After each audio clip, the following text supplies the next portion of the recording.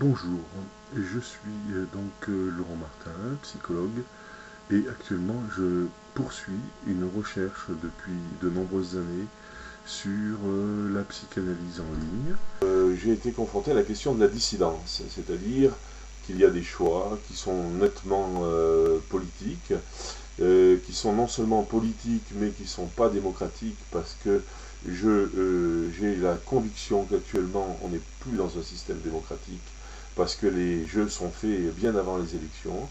Il y a actuellement sur le télétravail une société et sur la possibilité de faire de la psychologie à distance. qui prend les décisions avant même que les électeurs aient le temps de faire des choix. Bon, il se trouve que cette société, c'est celle qui exclut les étrangers, qui exclut les jeunes, qui exclut tout un tas de personnes qui pourraient être des opposants au système. Donc après avoir pratiqué cette exclusion, effectivement, on arrive à une majorité, mais enfin, cette majorité repose, il me semble, sur des électeurs triés à l'avance.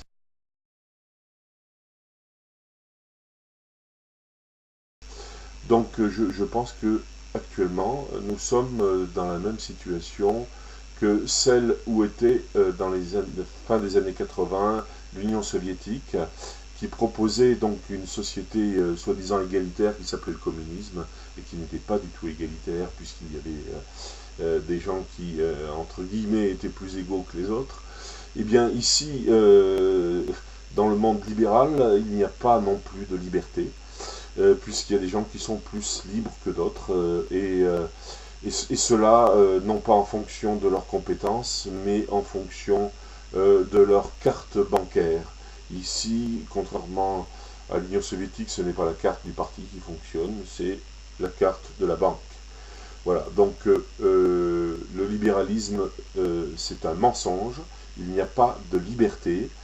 Les gens dans notre système actuel peuvent être enfermés sur demande d'un préfet.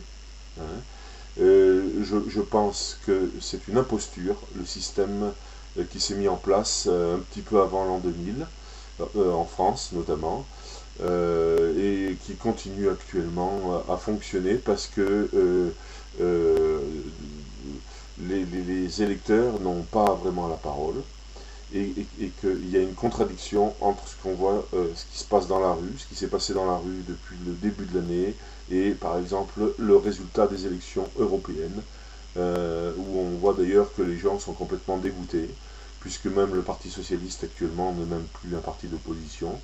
Donc on est dans un système purement dictatorial.